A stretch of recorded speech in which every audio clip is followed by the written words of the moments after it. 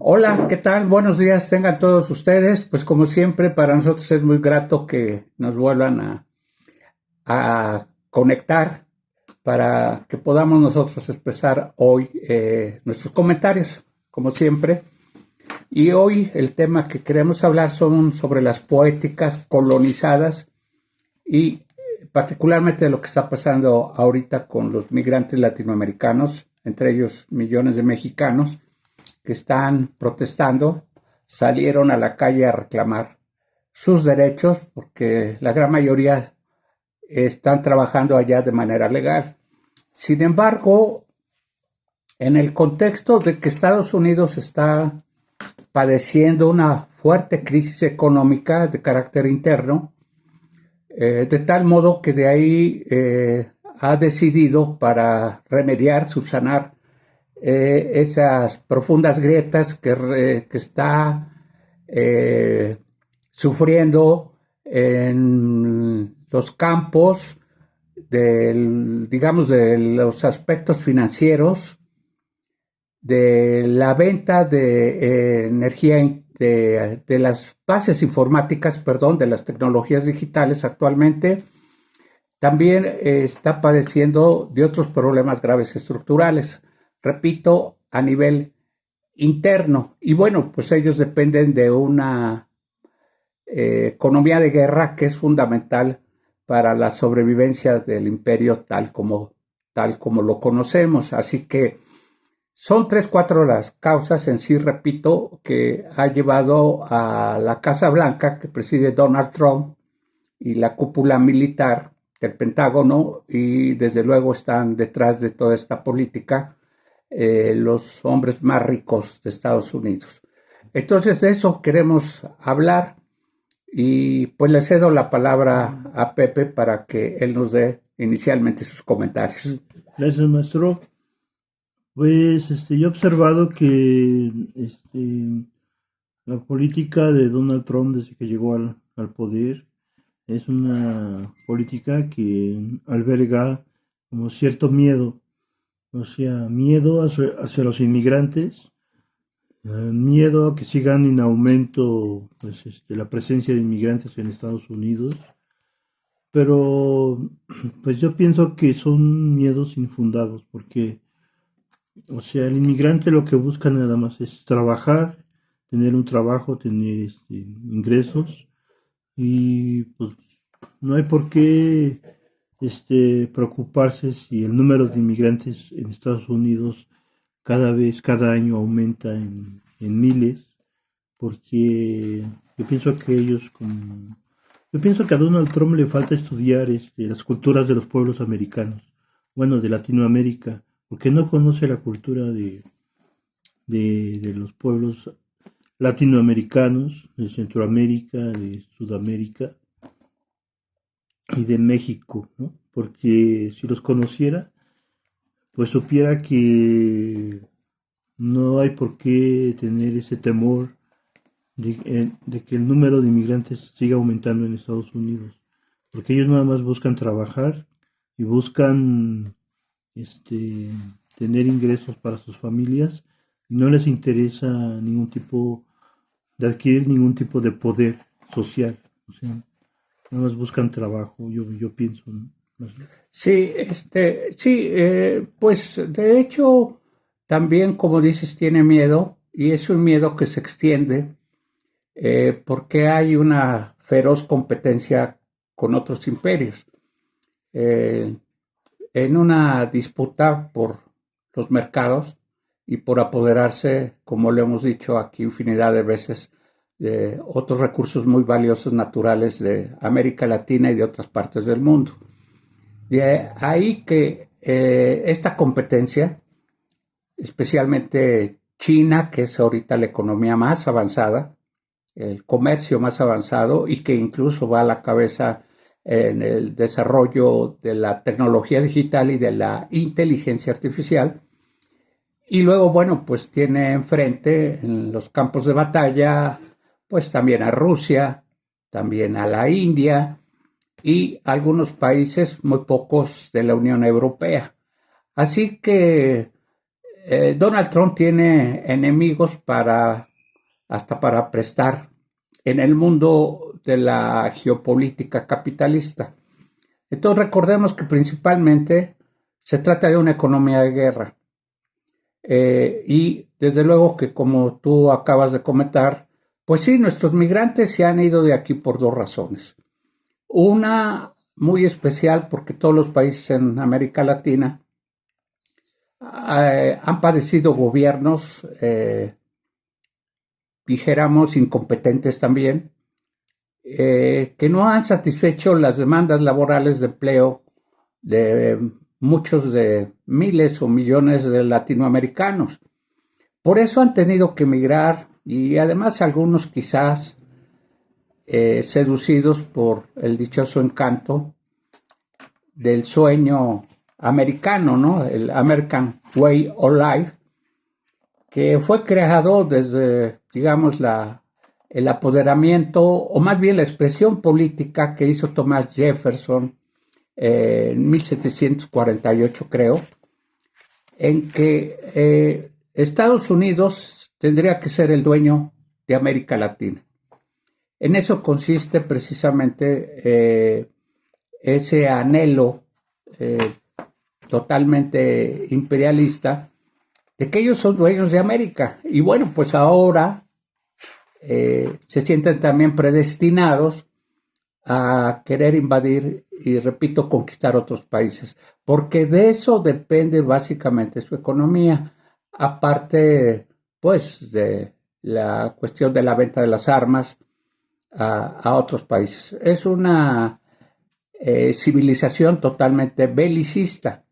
Por eso es que está en crisis, por todas estas razones específicas, y que vale la pena retomar y comentar, porque ahora pues ya se le salieron de control y era justo y necesario que así fuese, los migrantes latinos, que están reclamando, repito, nada más el respeto a sus derechos legítimos, a sus derechos civiles que tienen como seres humanos, porque como tú dices, solamente han llegado a trabajar con el propósito incluso de enviar remesas, que también, por cierto, ya se cayeron, ya de alguna manera fueron disminuidas por el propio gobierno norteamericano al imponerles un impuesto del 5% y amenaza con que fuese más. Y las remesas de las cuales depende, por ejemplo, México y el resto del continente, bueno, pues también nos están afectando.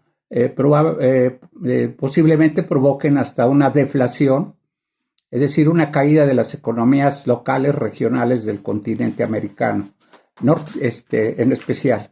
Entonces, pues sí, son varios los puntos, los ejes que tenemos que retomar y que hoy la revuelta latina está llevando a cabo, orquestando pues sus protestas en las calles, lo que ha obligado a utilizar los aparatos represivos de gobierno a los Estados Unidos, porque pues han detenido, han esposado hasta niñas y niños y golpeado y detenido y encarcelado para ser deportados inmediatamente, e incluso amenazados con que si les encuentran algún delito, algún antecedente penal, los van a encarcelar y a condenar ahí mismo. O sea, que la fuerza del Estado totalitario neofascista que es los Estados Unidos ya soltó toda su energía represiva de contención en contra de nuestros paisanos y en contra de nuestros hermanos latinoamericanos, Pepe.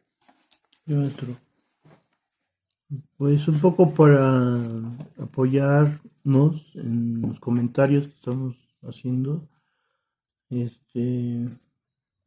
bueno, un poco vamos a también hacer comentarios de este libro, se llama La Americanización de la Modernidad, que es una compilación que hizo Bolívar Echeverría, que trae como 10 autores, entre ellos Carlos Monsiváis y Rolando Cordera y otros, José María Pérez Gay, de los más conocidos. Pues este libro un poco habla de la americanización, de la modernidad, de los estilos de vida de Estados Unidos, Norteamérica, pero que, bueno, todos los libros que tienen que ver con la historia, pueden ayudar un poco a interpretar la realidad actual, ¿no? Y aunque estaba viendo el índice del libro, y pues aquí hay una parte que habla de ciencia y economía, por ejemplo, en donde comenta el maestro Gulevaldo este, que la ciencia y la tecnología en Estados Unidos pues es muy representativa, ¿no? Que desde ahí, desde esos lugares de Norteamérica, están creando mucha tecnología de punta para también utilizarla como para el control, ¿no? Entonces, ese sería pues, un tema, o tiene otro título que dice, ¿cómo se dice? Este,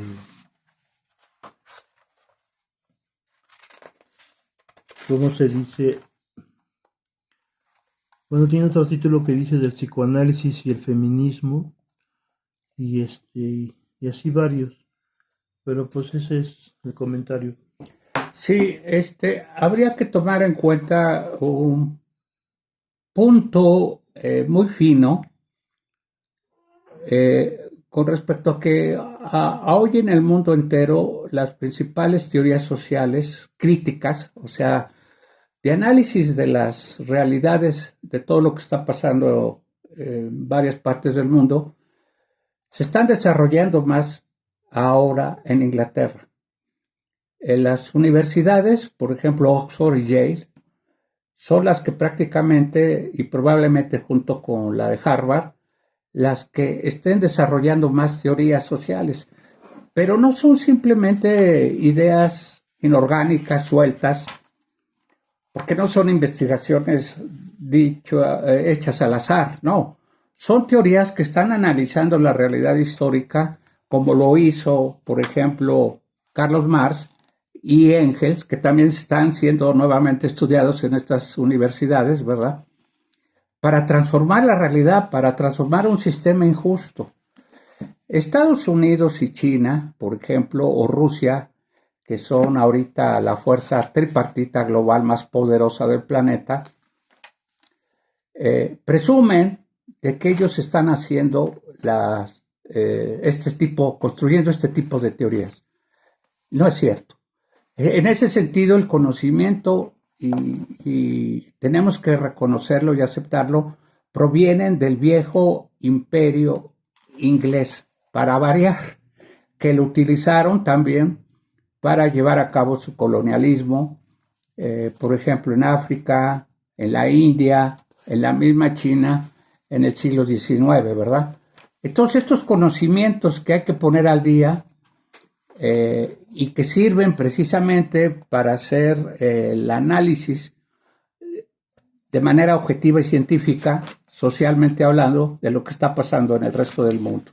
En ese sentido, también Estados Unidos, que se cree la divina envuelta en huevo, está también atrasada como cultura. Sí, han hecho desde que llegaron a este continente la construcción de muchísimas universidades e instituciones científicas, tecnológicas, mas sin embargo están rezagadas si comparamos el desarrollo tecnológico científico en los hechos reales que está haciendo China y por el otro lado lo que se está haciendo en Inglaterra.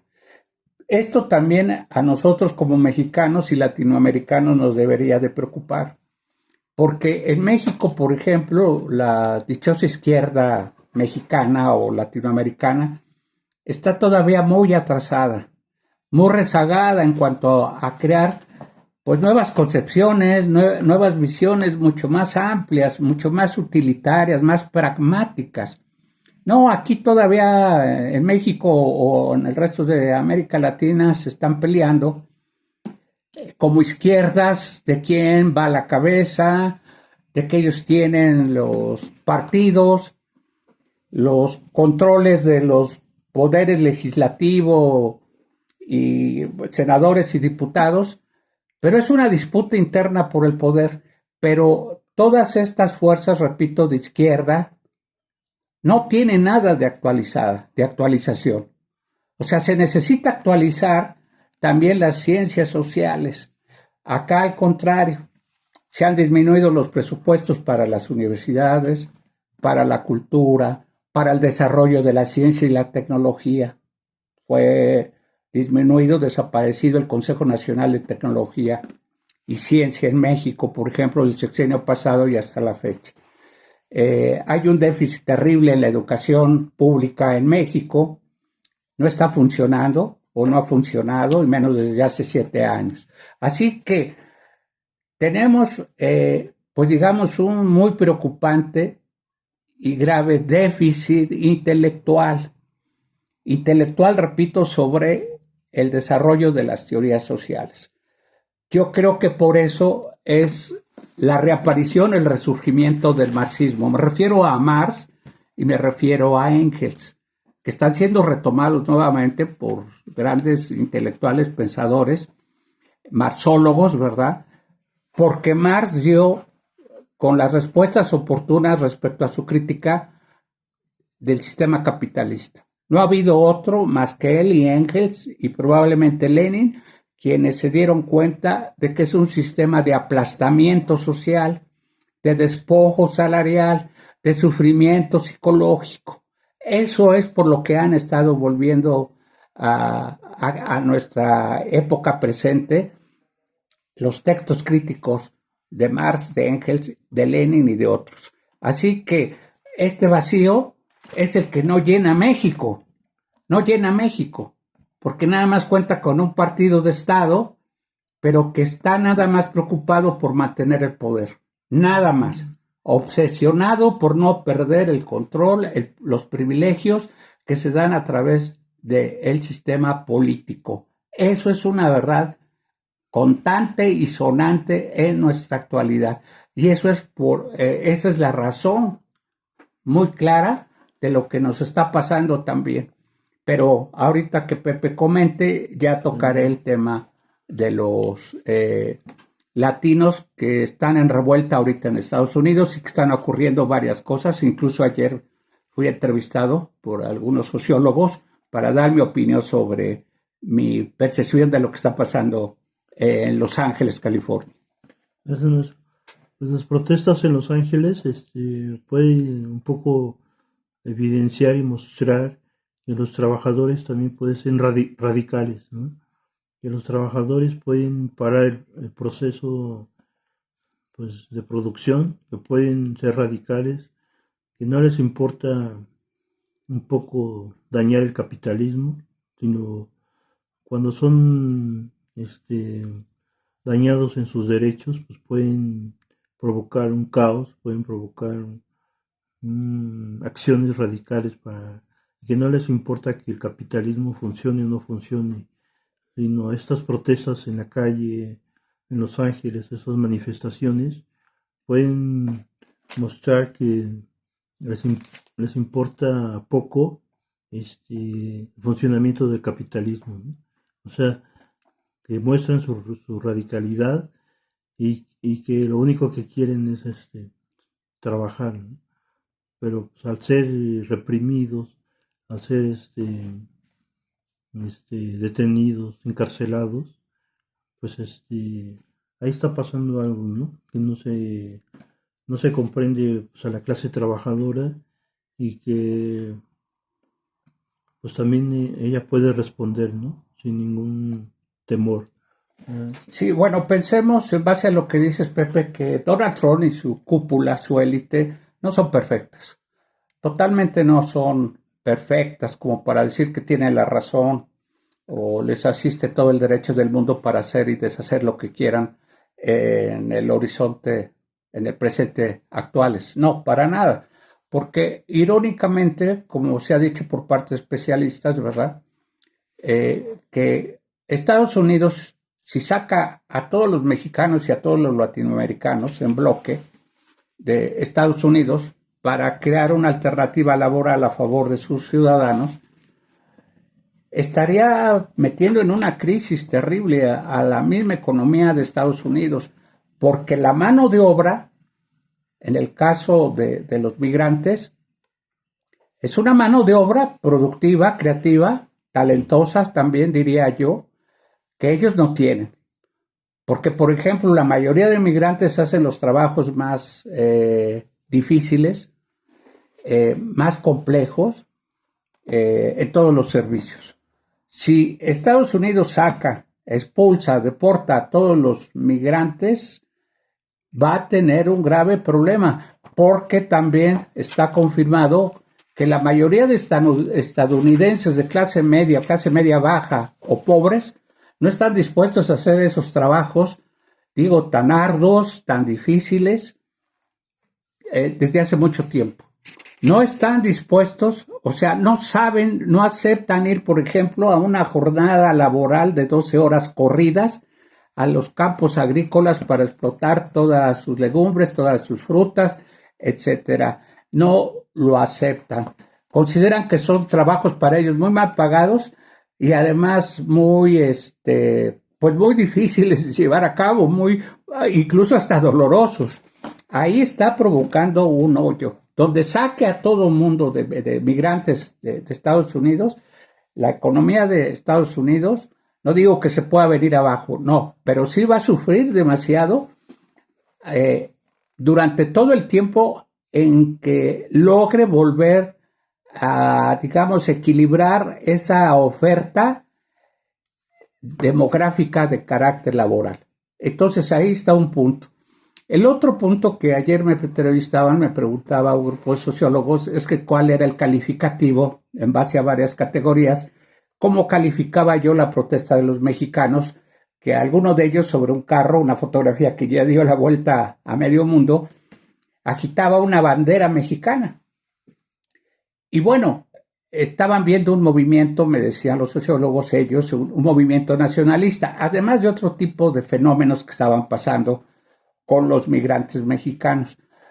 Mi opinión fue que no se trata de un nacionalismo, no se trata de un movimiento a ultranza radical de que esta es mi patria y yo ahora la quiero. No, hasta ahorita no se ha visto esa postura política de parte de los mexicanos. No, lo que se ha visto, repito, es el reclamo justo que hacen porque los quieren sacar de Estados Unidos.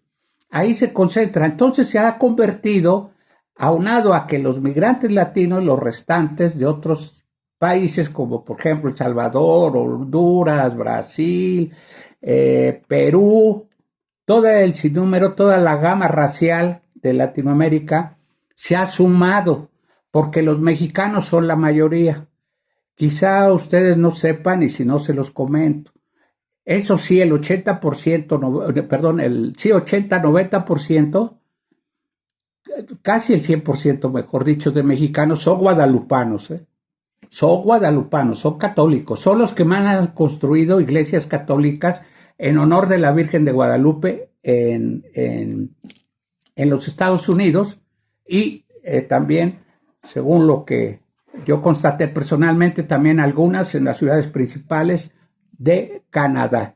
Ahí también hay basílicas construidas en honor de la Virgen de Guadalupe, que es un símbolo muy sagrado de los mexicanos. Hasta ahorita ellos no han hecho uso de ese símbolo que anímicamente, subjetivamente, es muy poderoso. Ahora bien, antes de seguir comentando esta situación grave, hay que reconocer el valor civil, la solidaridad y la inteligencia que ha tenido para actuar en defensa de los mexicanos y los latinos el gobernador de Los Ángeles, California. Se ha opuesto, incluso él ya salió físicamente a poner sus manos ante la policía de Los Ángeles y decir, atrápame a mí, llévame a mí, pero suelta ese latino, suelta ese otro, suelta a esa niña, mejor llévame a mí, porque el tipo, independientemente de que es un ciudadano estadounidense muy sensible, muy solidario, que sí los hay también en Estados Unidos, por fortuna, se ha decidido a defenderlos a capa y espada, pero ¿en base a qué?